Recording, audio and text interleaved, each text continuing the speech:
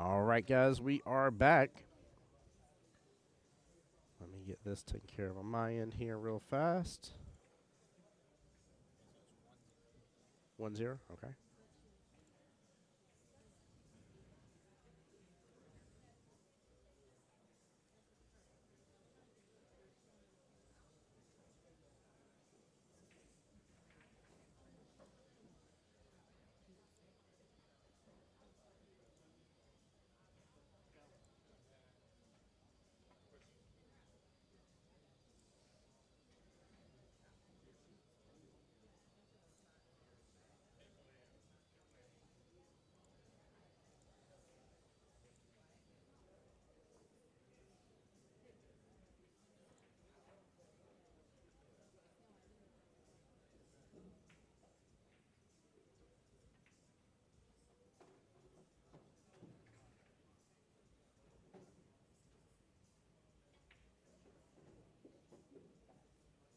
All right.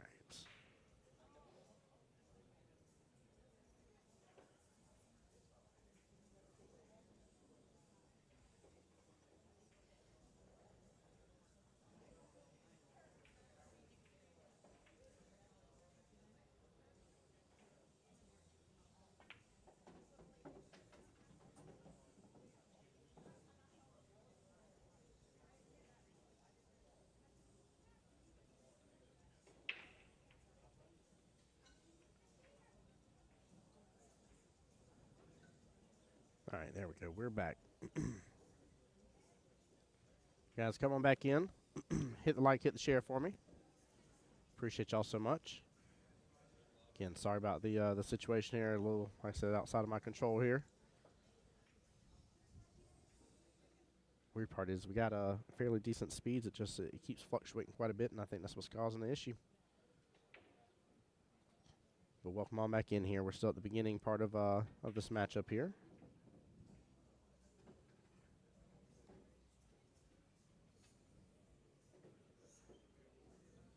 What's great is we just got to see both Mr. Todd and Travis on the table here. Now we get to see their individual battle against each other. I like the way that that works there.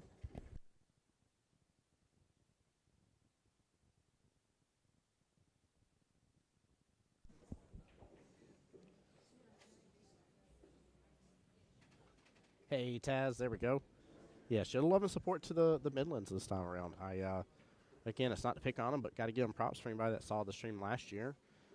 At this point in the day here, it was looking a little grim. The CSRA had a huge push forward early on in the matchups here, and it definitely aired in their favor. Whereas now we are right at almost being tied, but with Midland still being ahead this time around. So they've had up to a 2-rack lead at most here, but like I said, that is a far different story than what we had before.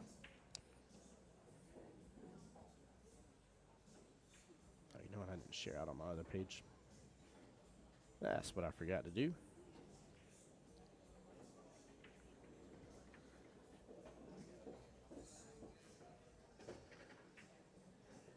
So I came up a little bit short here. He's trying to play for the short side of the 10 ball, I think that is, up table. All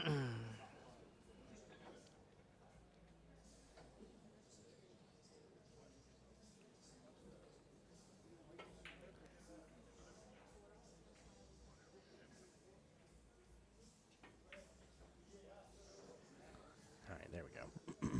Now I'm back and got the stream pulled up and everything.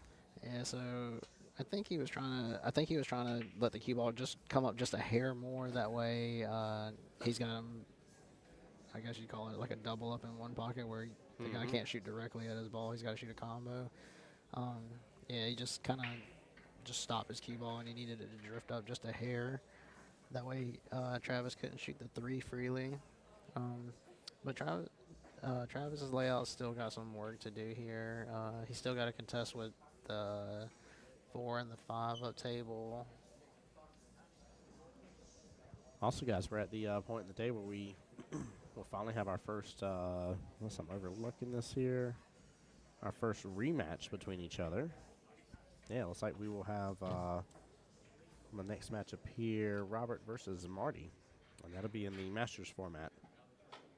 Okay, so depending on which one they choose first, we might end up watching another full-on 9-ball match, and if that's the case, that'll be exciting. I mean, it'll be exciting either way, but Actually, that last match they had, they're just firing at each other. they definitely were. Actually, I sit corrected. Do forgive me. The 2s, which would have been Carl versus Troy, actually have been up against each other twice now. Sorry. That was our first rematch between each other, so this will be our second one. Decisions to make here. Do you move the stripe? Do you move the stripe here? And open it up. It's pretty tough because of the position of the 8-ball, and I know the dilemma for him is if he leaves it there, he feels like He's trapping himself later. I mean, how is he supposed to do anything else with it? yeah, not only does it trap in himself, but he doesn't feel like he's really blocking anything because there's 2 ways to get shape or on a breakout shot there. So Just going to ride the rail. that's a good Look shot. at that. Nicely done. Sometimes you just got to go for it, you know? Yeah. And here, I don't think that you should cut this ball. The only reason why I say don't cut it, this stripe, his last stripe here, is because you can't really hold the cue ball for shape on the corner. And it's a tough shot to begin with. I think the shot here is go ahead and banking it straight back to the top right corner pocket, and that'll lend you shape on the 8. He's looking, he's looking at cutting the other way, which is like it's thin no matter which way you cut this ball. Oh, yeah.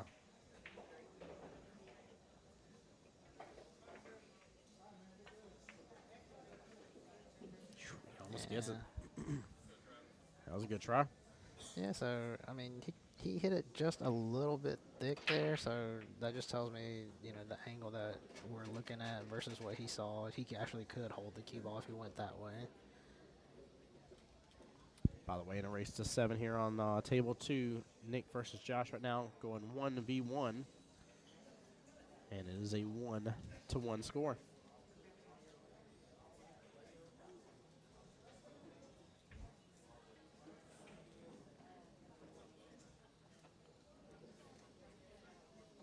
So, Chad, I'd love to know your guys' opinion here. So, you got 8-ball singles, 9-ball singles, 8-ball doubles, 9-ball doubles, and then Masters format. So, 5 total formats all together here for this Moscone-style tournament here.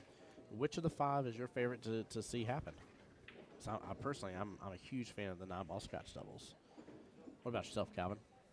Yeah, Which of the 5 formats? 9-ball is a quick game. It kind of depends on like if you like 8-ball and you don't mind watching them move the balls around for a little while, and you can Yeah. see the kind of beauty in that, then 8-ball is a good game. But you can't really go wrong with 9-ball. I mean, I agree. 9-ball is just kind of like fast-paced and fun, and guys slinging it around, and there's that, you know, you can make the 9 early, where in 8-ball you can't make it early and win unless it's on the Yeah. break. So yeah, I think 9-ball is probably definitely the starter for that conversation, and then doubles versus singles. I think doubles kind of creates more of a you kind of don't know exactly what you're getting into, whereas if you know 2 players that play great, you kind of know, okay, well, they're going to play good, but you don't know what you're really going to get from a doubles pairing because it's all subjective to whether or not they mesh well or if they get along, etc. How they do whenever things are getting tough. That is personally why I love the 9-balls doubles. I enjoy 9-ball more than 8. And I just like seeing the teams have to overcome that extra nuance of having a team member. Yeah, a little adversity never Yeah. hurt anybody. Yep. Yeah. Show us what you got. Exactly. That's exactly right. It kind of We kind of know what you got. But Yeah, we it wanna kinda see what allows you your- got. your true self to come out. Yeah, Katie, I agree. 9-ball doubles is always fun, but she says she used to hate 8-ball for the longest time, but now starting to like it. It all depends. If I'm having a rough night, a 9-ball, and I'm having issues really just potting anything in the first place, there's something nice about switching up, getting 8-ball, and okay, I got out of rhythm for a second. All right, I still got these 3 other balls on the table. Let's go and pot this one, pot, and switch up the run whereas 9-ball is not it's not forgiving that way. So sometimes it is good to get in a nice 8-ball rhythm just to get your confidence back with what's going on, and then go back hardcore against your opponent in 8-ball or a 9-ball. I'm sorry. At the end of the day, I mean, pool's just a great game in general. Yep. You know, switching it up gives you a different look, and you know, once you get tired of one for a little while, you go to the other one, and then the cycle continues. Some would even dare say it's the circle of life.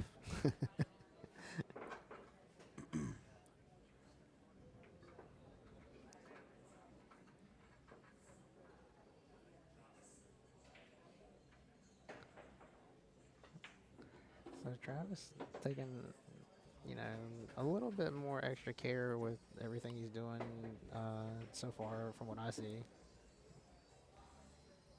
I think he really wants to kind of settle back in and play his best game, and he feels like that's the best way to go about it. So. Oh yeah. 1-0 on this rack. Right now, Josh just took the last one here, so it is 2-1 in favor of Mr. Josh over there on the other table.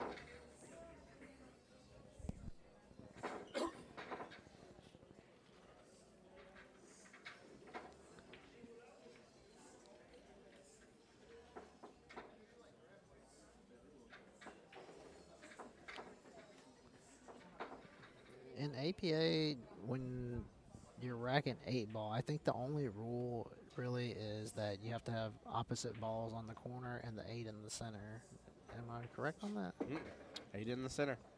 And I think both. That's it. Oh, it's just 8 in the 8 center? in the center. Really? Yeah, Okay. yeah. Some people are like, you gotta have the one up front. You don't have to have the one up Yeah, front. the one up front is kind of like So. a. I think it's kind of funny that people say that you're not playing a rotation game. Yeah.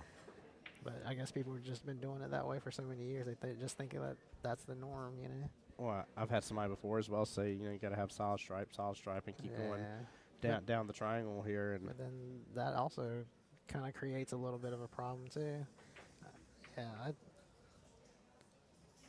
well, Allison, I'm glad you gave him a good pep talk here between his matches. You needed to. Ooh, 8-ball getting some movement here. Oops, sorry. Also, I switched back over. My bad. Yeah, I'm looking at the table, looking at the monitor. Yeah, I'm on a brick ball rule here. Goodness gracious. I know. I keep catching myself doing it all the time. Sometimes I'll be saying something about one match, and then I'll look down and be like, they probably have no idea what we're talking about right now. Like, what's going on? Like, 2-ball's not even on the table. What's he talking about taking the 2-ball top right-hand corner pocket? These guys okay? Yeah.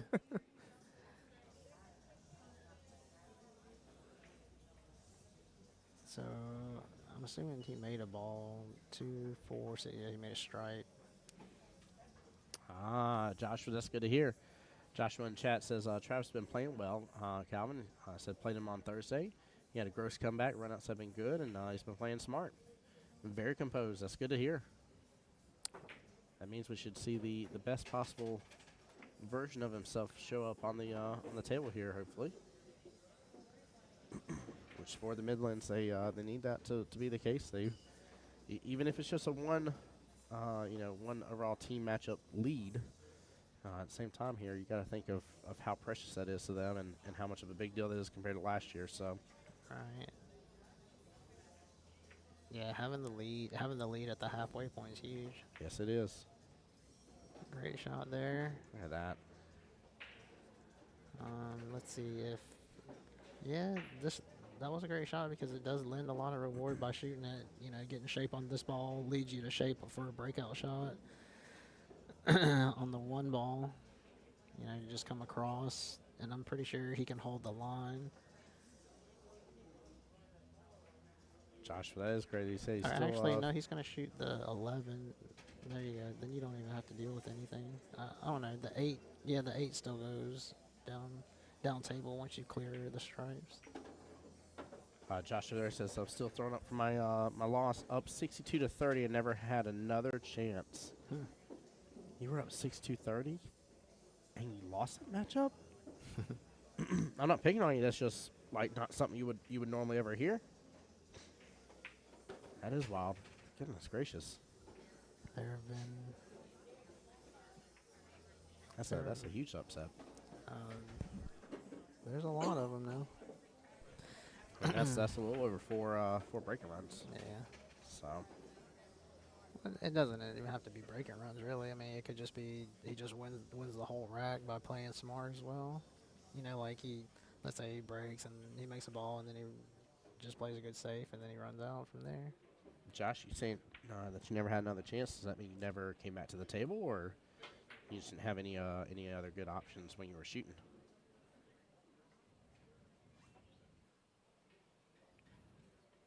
How saying glad you didn't bet your house, Josh? Yeah, don't be doing that. That's funny. Good shot there. He's got the right angle to get on the 8 now. Yes, he does. He's a little It's close gonna to be the tough though. a little close to the rail, so I imagine that you just level out here and just follow and take your cut on the 8. No real need to jack up here and try to stun this ball over. You're already gonna have position just by rolling it in like that. Yeah. And you've already cut one down the rail.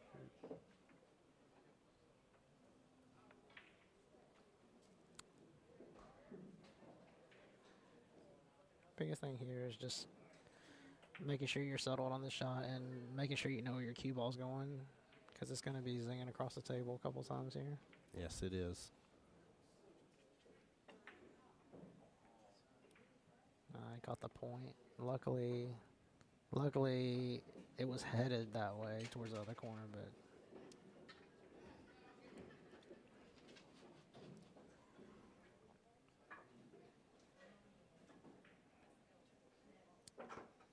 yeah, this is a tough spot to be in playing 8 ball when you miss your 8 and you went for your run and you missed your 8, because a lot of easy ways to play safe from here.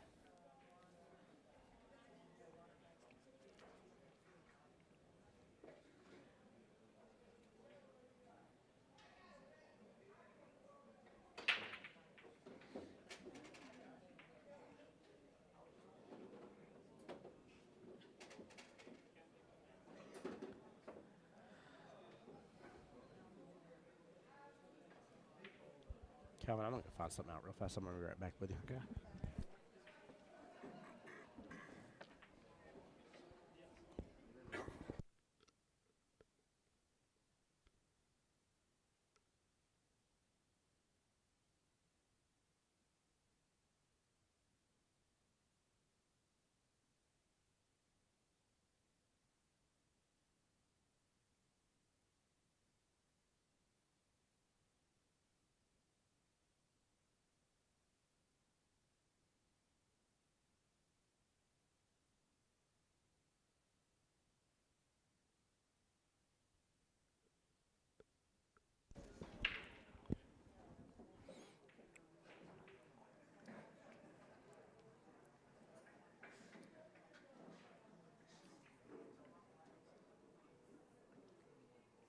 Yeah, pretty tough spot here.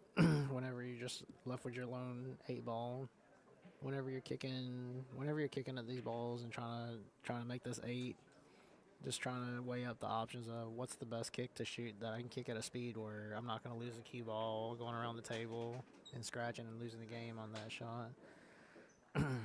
Because you can still whiff the 8 and not lose the game, right? Just kind of in a real defenseless position, really, whenever you just have that one ball left.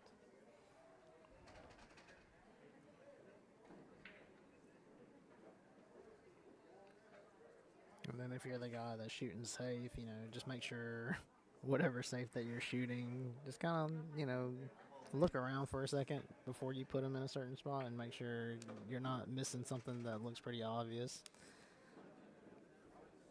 Like some kind of easy jump or some kind of kick off of it where they can freely kick it off of another ball to get a chance to make it without their cue ball losing, going hot off the ball and losing it maybe in another pocket, things like that.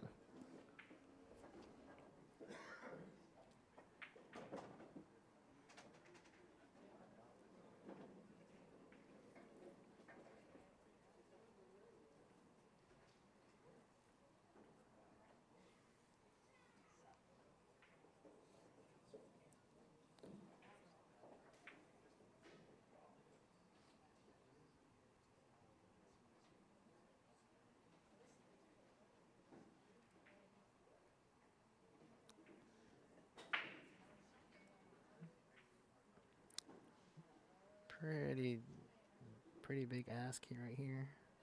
One rail in the small.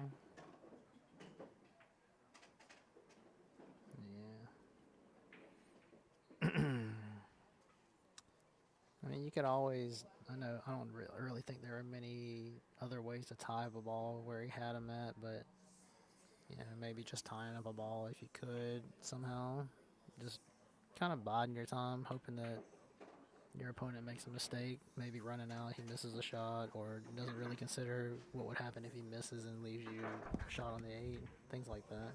All right, guys, if I can interrupt real fast, stay tuned real quick here. I'm going to actually turn off their wireless or their modem here, give it a reboot, see if that helps fix things and get us a little bit more of a stable connection. The stream should auto-reconnect up. Keep your eyes out in case it doesn't here, but it should auto-reconnect back up for us. So stay tuned and just bear with us for a moment.